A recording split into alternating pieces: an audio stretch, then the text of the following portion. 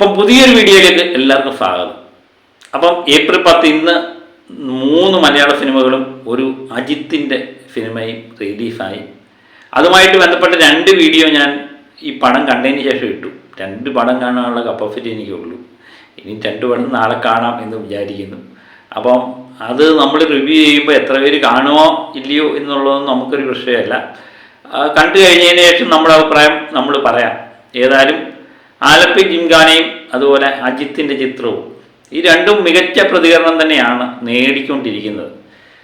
ഇതിനിടയിൽ ഇന്നത്തെ കളക്ഷൻ എത്രയാണെന്നറിയാൻ എല്ലാവർക്കും താല്പര്യമുണ്ട്.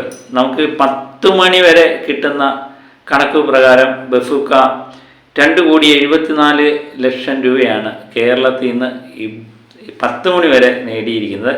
അത് 981 ഷോ ട്രാക്ക് ചെയ്യപ്പെട്ടിട്ടുണ്ട്. അതുപോലെ ആലപ്പുഴ ജിംഖാന 2ാം സ്ഥാനത്ത് തന്നെ നിൽക്കുന്നു. ഇപ്പോഴും കട്ടയ്ക്കുള്ള പോരാട്ടം തന്നെയാണ്.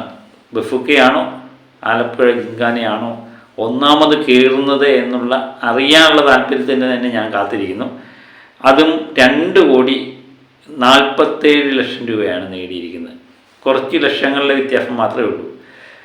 875 ഷോ ബസൂക്കയെ അപേക്ഷിച്ച് ഷോയുടെ എണ്ണം കുറവാണ്. 875 ഷോ ആണ് ട്രാക്ക് ചെയ്തിരിക്കുന്നത്. അപ്പം ഷോയുടെ എണ്ണം വെച്ച് നോക്കുവാണെങ്കിൽ ആലപ്പി ജിംഖാന തന്നെയാണ് ഇപ്പം മുന്നിട്ട് നിൽക്കുന്നത്. പക്ഷേ കളക്ഷൻ്റെ കാര്യത്തിൽ ലക്ഷങ്ങളുടെ വ്യത്യാസം നമ്മുടെ ബസൂക്ക കാണിക്കുന്നുണ്ട്.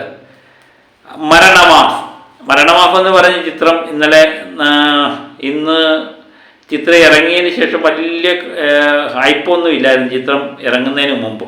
പക്ഷേ ഇറങ്ങിയതിന് ശേഷം ഒരു മികച്ച കോമഡി ചിത്രം എന്നുള്ള പേര് സമ്പാദിച്ച് കളക്ഷനിൽ ബഹുദൂരം മുന്നിലേക്ക് നീങ്ങുന്ന രീതി തന്നെയാണ് കാണുന്നത്. മരണമാഫിൻ്റെ 82 ലക്ഷം രൂപയാണ് 633 ഷോയിൽ നിന്ന് കഷ്ടമാക്കിയത്. ഇപ്പം മറ്റു 2 ചിത്രങ്ങളെ അപേക്ഷിച്ച് മരണമാഫിനും ഷോയുടെ എണ്ണം കുറവാണ്.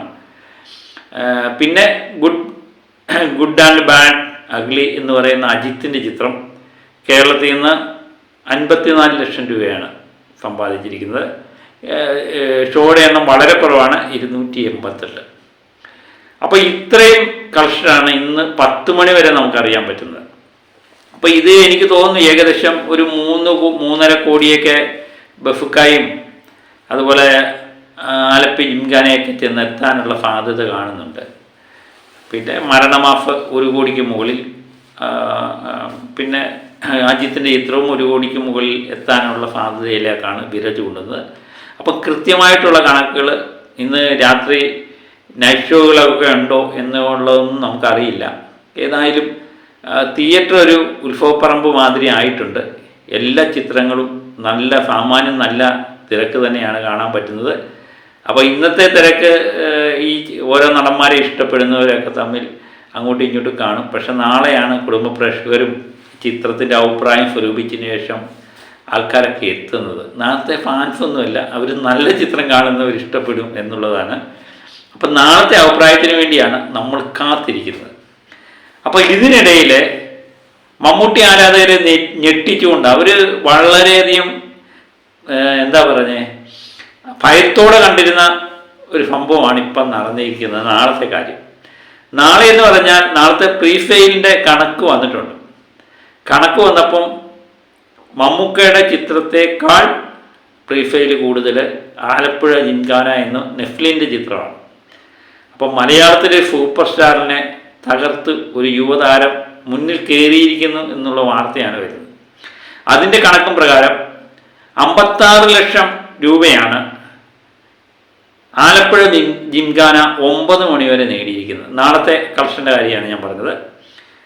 പക്ഷേ ബസൂക്കയ്ക്ക് 46 ലക്ഷം മാത്രമേ പ്രീഫെയിൽ ഇനത്തിൽ സ്വരൂപിക്കാൻ പറ്റിയിട്ടുള്ളൂ. അജിത്തിൻ്റെ ചിത്രം 12 ലക്ഷവുമായിട്ട് 3ാം സ്ഥാനത്ത് നിൽക്കുന്നു. മരണമാഫിൻ്റെ കൃത്യമായിട്ടുള്ള കണക്കുകൾ വന്നിട്ടില്ല. അപ്പോൾ ഇങ്ങനെയാണ് നാളത്തെ കണക്ക്. അപ്പം ആലപ്പുഴ ജിംഖാന എന്ന് പറയുന്ന ചിത്രം നെഫ്ലിൻ്റെ കരിയറിലെ ഒരു മികച്ച വിജയമായി മാറുന്നു എന്ന് തോന്നുന്നു. കാരണം നെഫിലിനെ സംബന്ധിച്ച് പ്രേമലുവൊക്കെ 100 കോടി ക്ലബിലൊക്കെ കയറിയെങ്കിലും ആദ്യ ദിന കളക്ഷനൊന്നും ഇത്ര ഹൈപ്പിലുണ്ടായിട്ടില്ല. അത് മാറ്റി മലയാളത്തിലെ മെഗാസ്റ്റാർ ഒത്തിരി ആരാധകരുണ്ട് എന്ന് അവകാശപ്പെടുന്ന മെഗാസ്റ്റാറിൻ്റെ ചിത്രത്തെ ആരാധകരെല്ലാം അദ്ദേഹത്തിൻ്റെ ഏറ്റവും വലിയ ഹൈപ്പുള്ള ചിത്രമാണ്, ഏറ്റവും വലിയ മികച്ച ചിത്രമാണ്, ക്ലൈമാക്സ് അടിപൊളിയാണ്, അദ്ദേഹത്തിൻ്റെ ഓരോ സീനും കൈയടിക്കാനുള്ള വക നൽകുന്നുണ്ട് എന്നൊക്കെ അവകാശപ്പെടുന്നുണ്ടെങ്കിലും ഒരു യുവതാരത്തിൻ്റെ ചിത്രത്തിന് താഴെ പോകുന്നതായിട്ടാണ് നാളത്തെ പ്രീഫെയിൽ കളക്ഷനിൽ നമ്മൾ കാണുന്നത്. പ്രീഫെയിൽ മാത്രമാണ്, നാളത്തെ കളക്ഷൻ്റെ കാര്യമല്ല. ഇന്ന് അതിൻ്റെ ഒരു ചെറിയ ഇത് നമുക്ക് കിട്ടിയായിരുന്നു. കാരണം മമ്മൂക്കയുടെ ചിത്രം ഈ രാത്രി 10 മണിക്ക് 2,74,00,000 നേടുമ്പോൾ തൊട്ടടുത്ത് തന്നെ ആലപ്പുഴ ജിങ്കാനയുണ്ട് 2,47,00,000 മുന്നിൽ നിൽക്കുന്നു എന്നുള്ള. അതുതന്നെയാണ് ഈ ചിത്രം നമുക്ക് നൽകുന്നൊരു പാഠം. അപ്പം നാളെ ബഫൂക്ക താഴെ വീഴുമോ ഇല്ലയോ എന്നുള്ളത് നാളെ തന്നെ കണ്ടറിയാം. അപ്പം ഞാൻ വേറൊരു കണക്കും കൂടെ പറയാം. ഇപ്പം ചിലവർക്കൊന്നും വിശ്വാസം വന്ന് കാണത്തില്ല. മമ്മൂട്ടി ആരാധകരെ സംബന്ധിച്ച് നമ്മൾ മനഃപൂർവ്വം ബഫൂക്ക ചിത്രത്തെ, പ്രത്യേകിച്ച് നമ്മുടെ റിവ്യൂ കൂടെ മോശം പറഞ്ഞതുകൊണ്ട് ബഫൂക്ക ചിത്രത്തെ മോശമായിട്ട് ചിത്രീകരിക്കുകയാണെന്ന് വിചാരിക്കും. പക്ഷേ നിങ്ങൾക്ക് ബുക്ക് മൈ ഷോയിൽ കയറി നോക്കാം.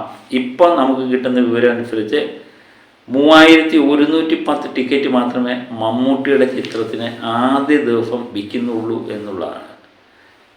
പക്ഷേ ആലപ്പി ജിങ്കാന എന്ന് പറയുന്ന ചിത്രത്തിന് 4,330 മണിക്കൂറിൽ വിൽക്കുന്നുണ്ട്. ഇത് തമ്മിലുള്ള ഡിഫറൻസ് തന്നെ 1000-ൽ പരം ടിക്കറ്റുണ്ട്. 1 മണിക്കൂർ വിൽക്കുന്ന ടിക്കറ്റിൻ്റെ കണക്കാണ് പറയുന്നത്. അപ്പോൾ ആലപ്പി ജിങ്കാന തന്നെയാണ് ബഫൂക്കയെ അപേക്ഷിച്ച് ഇപ്പം മുന്നിൽ കയറിയിരിക്കുന്നത്. നാളെ അത് അല്പം കൂടെ ആക്കം കൂട്ടും എന്ന് തന്നെയാണ് നമ്മൾ പ്രതീക്ഷിക്കുന്നത്. കാരണം ബഫൂക്കയ്ക്ക് സമ്മിശ്ര പ്രതികരണം തന്നെയാണ്.